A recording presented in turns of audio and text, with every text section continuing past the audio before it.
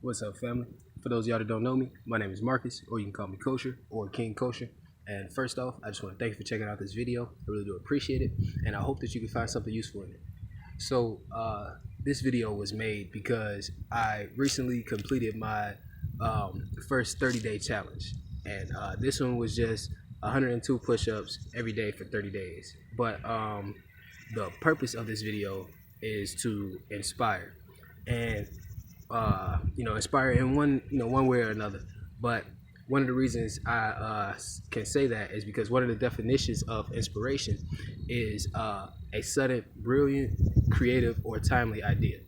So it is my intention to expose the ones who participate in this video to something that will have them in a position to receive or access that sudden, brilliant, creative, or timely idea.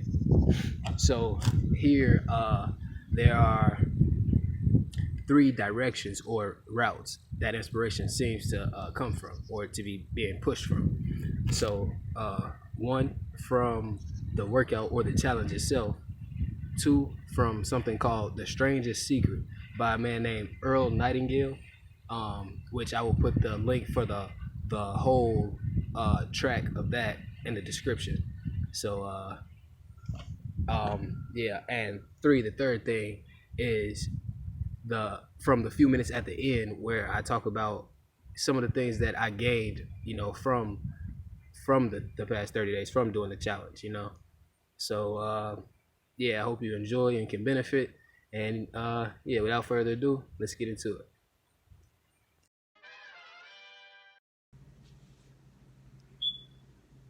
I'd like to tell you about the strangest secret in the world. Some years ago, the late Nobel Prize-winning Dr. Albert Schweitzer was being interviewed in London, and a reporter asked him, "Doctor, what's wrong with men today?" And the great doctor was silent a moment, and then he said, "Men simply don't think." It's about this that I want to talk with you. We live today in a golden age. This is an era that man has looked forward to, dreamed of, and worked toward for thousands of years. But since it's here, we pretty well take it for granted. We in America are particularly fortunate to live in the richest land that ever existed on the face of the earth, a land of abundant opportunity for everyone. But do you know what happens? Well, let's take 100 men who start even at the age of 25. Do you have any idea what will happen to those men by the time they're 65? These 100 men who all start even at the age of 25 believe they're going to be successful. If you ask any one of these men if he wanted to be a success, he'd tell you he did. And you'd notice that he was eager toward life, that there was a certain sparkle to his eye, an erectness to his carriage, and life seemed like a pretty interesting adventure to him. But by the time they're 65, 1 will be rich. 4 will be financially independent. 5 will still be working. 54 will be broke. Now think a moment. Out of the 100, only 5 make the grade. Now why do so many fail? What has happened to the sparkle that was there when they were 25? What's become of the dreams, the hopes, the plans? And why is there such a large disparity between what these men intended to do and what they actually accomplished? When we say about 5% achieve success, we have to define success. And here's the best definition I've ever been able to find. Success is the progressive realization of a worthy ideal. If a man is working toward a predetermined goal and knows where he's going, that man is a success. If he's not doing that, he's a failure. Success is the progressive realization of a worthy ideal. Rollo May, the distinguished psychiatrist, wrote a wonderful book called Man's Search for Himself. And in this book he says, the opposite of courage in our society is not cowardice. It is conformity. And there you have the trouble today. It's conformity. People acting like everyone else without knowing why, without knowing where they're going. Now think of it. In America right now, there are over 18 million people 65 years of age and older. And most of them are broke. They're dependent on someone else for life's necessities. Now, we learn to read by the time we're 7. We learn to make a living by the time we're 25. Usually by that time, we're not only making a living, we're supporting a family. And yet by the time we're 65, we haven't learned how to become financially independent in the richest land that has ever been known. Why? We conform. And the trouble is that we're acting like the wrong percentage group. The 95% 25 who don't succeed. Now, why do these people conform? Well, they really don't know. These people believe that their lives are shaped by circumstances, by things that happen to them, by exterior forces. They're outer-directed people. A survey was made one time that covered a lot of men, working men, and these men were asked, why do you work? Why do you get up in the morning? 19 out of 20 had no idea. If you ask them, they'll say, well, everyone goes to work in the morning, and that's the reason they do it, because everyone else is doing it. Now let's get back to our definition of success. Who succeeds? The only person who succeeds is the person who is progressively realizing a worthy ideal. Is the person who says, I'm going to become this, and then begins to work toward that goal. I'll tell you who the successful people are. A success is the school teacher who's teaching school because that's what he or she wants to do. The success is the woman who's a wife and mother because she wanted to become a wife and mother and is doing a good job of it. The success is the man who runs the corner gas station because that was his dream. That's what he wanted to do. The success is the successful salesman who wants to become a top-notch salesman and grow and build with his organization. A success is anyone who is doing deliberately a predetermined job because that's what he decided to do deliberately. But only 1 out of 20 does that. That's why today there isn't really any competition unless we make it for ourselves. Instead of competing, all we have to do is create. You know, for 20 years I looked for the key which would determine what would happen to a human being. Was there a key I wanted to know which would make the future a promise that we could foretell to a large extent? Was there a key that would guarantee a person's becoming successful if he only knew about it and knew how to use it? Well, there is such a key, and I found it. Have you ever wondered why so many men work so hard and honestly without ever achieving anything in particular, and others don't seem to work hard and yet seem to get everything? They seem to have the magic touch. You've heard them say that about someone. Everything he touches turns to gold. And have you ever noticed that a man who becomes successful tends to continue to become successful? And on the other hand, have you noticed how a man who's a failure tends to continue to fail? Well, it's because of goals. Some of us have goals, some don't. People with goals succeed because they know where they're going. It's that simple. Think of a ship leaving a harbor, and think of it with the complete voyage mapped out and planned. The captain and crew know exactly where it's going and how long it'll take. It has a definite goal. Now, 9,999 times out of 10,000, it will get to where it started out to get. Now, let's take another ship, just like the first, only let's not put a crew on it or a captain at the helm. Let's give it no aiming point, no goal, no destination. We just start the engines and let it go. I think you'll agree with me that if it gets out of the harbor at all, it'll either sink or wind up on some deserted beach, a derelict. It can't go anyplace because it has no destination and no guidance, and it's the same with a human being. Take the salesman, for example. There's no other person in the world today with the future of a good salesman. Selling is the world's highest paid profession, if we're good at it, and if we know where we're going. Every company needs top-notch salesmen, and they reward those men. The sky's the limit for them. But how many can you find? Someone once said the human race is fixed, not to prevent the strong from winning, but to prevent the weak from losing. The American economy today can be likened. All right, so yeah, man, I'm not even gonna speak too much on the whole Earl Nightingale stuff because I feel like it does speak for itself, like in a lot of different ways. There's a lot of different truths in that, and they all connect too. But you know, I'll just let that stand on its own. So, getting into some of the things I learned, I feel like 30 days that's a long time depending on how you look at it. So I probably, or I'm definitely not saying everything I learned because some of it is just it just gets absorbed into your your personality or whatever. But I got a little list here of 7 key things that I learned, or that kind of stood out to me as I was reflecting on it. So, and by learned I kind of mean, it could be something that is new information or something that that just because of that experience was inspired or came as a sudden brilliant creative or timely idea, or it could just be the same thing but learned in a different way. So I say that because to me each one of these things is like very important, or at least it's a huge tool, you know what I'm saying?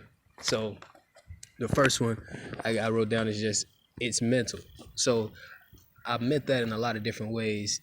For one, the the drive to do it is mental. It comes from a mental place, a thought, like a mindset, like a collective of decisions. But the reason why I just wrote it's mental and not too much description is because it's mental in every different aspect, or at least just multiple aspects. Because it's also mental for the opposite of that, what I just said, which is that those times when you don't want to do it, you don't have the drive, you don't feel like doing it. That's completely mental. That the only reason you don't feel like doing it, or at least the main reason, is because of mindset or thoughts or you know ideas and emotions and things like that. All those things take place in the mind, and because they're of the mind, you can access them, being that it is your mind. So that's a big part of it too. And it goes, not just in the motivation of actually doing it, but also on the level of the strength you have while doing it is mental. It comes from thoughts, even on a more subtle level. And the same goes for the opposite, which is the strength that you don't have while doing it. Like, you know, that feeling of when you're tired, or that feeling of when you think you might be reaching your limit. It's like you could genuinely be tired, but the level of strength you're exerting is coming from your mentality, your beliefs, your perspective, whatever, on some level. All right, so that was very important to me. And I already knew it, but just seeing it in action with doing the challenge myself was, or amplified its power for me. So I definitely suggest, that's just one more reason for me to suggest anybody doing any of their own 30-day challenges, just to engage in that process. You know what I'm saying? The second thing I got here, pain is temporary. So that could be looked at as like cliche or whatever, but the fact is, it's true. Pain, everybody's had some kind of pain in their life, and that pain has always subsided. A big pain, small pain, takes a long time or short time, whatever, but pain is temporary. And that came about just through, like I was saying, with it being mental, and using that mental to push through what I think is my limit, and push through that thing, that's pain, that's telling me, okay, this is all you can do. And it's like pushing through that and getting to the other side, you realize, oh man, like it kind of wasn't as bad as I thought it was. Maybe it's just because you out of that moment now, but you do end up like realizing, or looking at it like, at least some of the time, you end up looking at it like, man, I could have went harder, or I could have did more. And a lot of times it's that pain that stops you. But if you can get it in your head that that pain is just gonna be there while you're doing this, but the results from that pain are gonna be more substantial and last long. I heard it's possibly a cliche too, but I've heard motivational speakers, whatever, say pain is temporary, greatness lasts forever. So like the struggle and the pain and the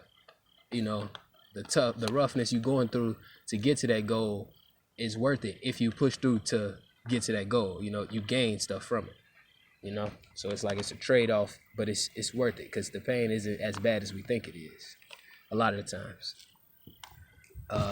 The third thing out of 7 total things I got here is small steps count. So just like, even if you do have a big goal, to some people 100 might be a big number, but like it was days when to me 100 felt like a big number. But it's like the small steps count. The small step of, okay, getting out of the bed, or getting out of the chair I'm in, or getting up and going to a spot to actually do the push-ups. That's a small step, but it counts a lot, and it makes the rest of the process that much easier. Or the small step of doing a set of 10, and if I'm doing 100 and I do 10 sets of 10, and I do one set of 10, I only got 9 more sets. And then if I do that 3 more times, I'm that much closer to completing that 100. So it's like the small steps, the things that might seem insignificant to such a big obstacle or challenge, those small things do count for something. They do add up. And that's it's kind of sidetracked, but that's another reason why consistency is so key with almost everything, but definitely like things with strength and all that kind of stuff, because you build, and every time you build, all right, when you stop and then you come back, you building again from where you left off. So it's like 1 plus 1 equals 2 plus 1 equals 3 plus 3 equals 4. It adds up. So the fourth thing I have is day by day, one day at a time. And that's something that I kind of noticed myself doing on the harder days. It's like, all right, I just got to do it today. But I wrote day by day, one day at a time is approximately equal to brick by brick, one brick at a time. You could build a wall, you could build a house, you could spend your whole life building the biggest wall you could find. And if you do it brick by brick, one brick at a time, that wall will get built. And it kind of goes into the small steps count thing. And to me, all of these things are tied together, but that's just, more evidence to the potency of, doing these kind of challenges. But, yeah, brick by brick, it's the only way I got to the 30 days. And, some of those days it was like, I didn't want to do it, but I knew I had to do it today. I had to do this one brick. I had to do this one day in order for me to get to that total wall, or to get to that total 30 days. You know what I'm saying? So, again, it's small things, but it's a victory, and it counts towards the total victory. It's a winning a battle, and then that ultimately helps you win the war, right? So day by day, one day at a time is equal to brick by brick, one brick at a time. And you can build anything. It's just about how many bricks you got, what level of commitment you willing to put into it. Like it goes as far as you can take it, or you want to take it. Number 5, I can be both stronger than I think and weaker than I think. That's from that's one of those things that just kind of, you experience it and you don't notice it. But as I was reflecting on it, I thought about it, like, it was, a few days where I'm like, this is hard. And it's just 100, but this is hard, like I'm struggling. And then there was other days where I'm like, oh, I just did those so easy. I could do 100 more. Some days I probably actually, did go ahead and do a couple more. But it's the reason why I wrote it down and found it important is because, in a sense, it doesn't matter. It's about, or it matters as far as I make it matter. Right? So I can be stronger than I think, or I can be weaker than I think. But if I still do the thing, if I still lay those bricks, if I still do the work day in, day out, I get there, and that happens whether I'm weak or strong, or whether I think I'm weak or whether I think I'm strong. You know what I'm saying? So it's like, it's okay to be weaker than you think, and it's okay to be stronger than you think, and you will likely be both. I would say, depending on how you challenge yourself, but such as life, it's all about experience. So it's likely that you'll find both times where you're weaker than you think and times where you're stronger than you think, if you're paying enough attention. All right. Number 6, growth is connected to and or attracted to growth. So I'm trying to remember. Oh yeah, so the reason why I kind of wrote that one down, or like where that came from, was I noticed, and I even ended up like kind of witness, or like telling this to other, pretty much anybody who I got the chance to, but telling it to other people. But that is that in just doing those push-ups in that one day and doing that small amount of growth, it made it much easier for me to go do my other type of workouts too. Like, I don't go to the gym, but I'll go run, or I go do some lifting with I got some tires or some stuff like that. But if in the days that I wasn't doing, or before the 30-day challenge, I'd have that routine, but it was days where it was easy for me to miss out on going to do that. But as I was doing the challenge, and as I was making that small accomplishment, or making that small type of growth, it was harder for me to not do my workout, or I wanted to do the other workout more, because I've already accomplished something. So like, I already feel like I can do it, and that's like I said, it's mental. It's about the mindset and the thoughts. So it's like if I'm coming into a workout feeling like I can complete a workout, I already did it today, I already did it once, I could do it again, then that's gonna help and fuel me. You know what I'm saying? So the seventh thing out of 7 is we set our own limitations. And like I said, all of these are really connected, and they all are a testament to each other, I would say. But I found that to be true because for one reason, I could have, I set the goal at 102, but if I was committed enough, or if I wanted to, I could have did more than that. I could have did 202. I could have found a way to do anything, any amount that I wanted, right? I set a limit on how many I was going to do. Whether that be because that's what I thought I could do, or that's what I wanted to do, that's what I felt was sustainable, whatever. It's like I set that limit. So it's the same with everything. I could have chosen to set that limit at 1,000 push-ups a day, and then found some way to get that done. We set our own limitations, and it sure is other things that go in to help you limit yourself, but you can, if you commit yourself to it, you can find a way to do anything. And honestly, you can do anything that you can find a way to do. If you commit yourself, you can do anything you want to do. And honestly, you can do anything that you can find a way to do, right? So all I would have had to do was find a way to do 1,000 push-ups in a day, and that goal that seems big would have became small. I could have even found a way to do 10,000. Whether that probably would have took more commitment, like more time out of the day. I'd probably be doing 5 hours a day, and through some other ins and outs to make it happen. But if I'm committed enough, and if I have the right route, I can do it. But my point in saying all that is the limitations are set by you. All right. So yeah, that's the 7th thing, and I'm sure I've learned a lot of other stuff with it too, but this already got longer than I was expecting it to, so yeah. With that being said, once again, I really do appreciate you checking out the video, and I just ask that if you feel the information in the video is kosher, that is genuine or legitimate, that you just give it a like, comment, subscribe, and or share the link for the video in an effort to present the information to someone else in hopes that they too can find something useful in it. And for anybody that wants to keep up with me on any social media, I'll post my Twitter, Facebook, Snapchat, and Instagram in the description. And as far as YouTube, when you subscribe, if you click the bell icon, YouTube will notify you whenever I post any new content. All right, so thanks again. I love you, and I'll see you when I see you.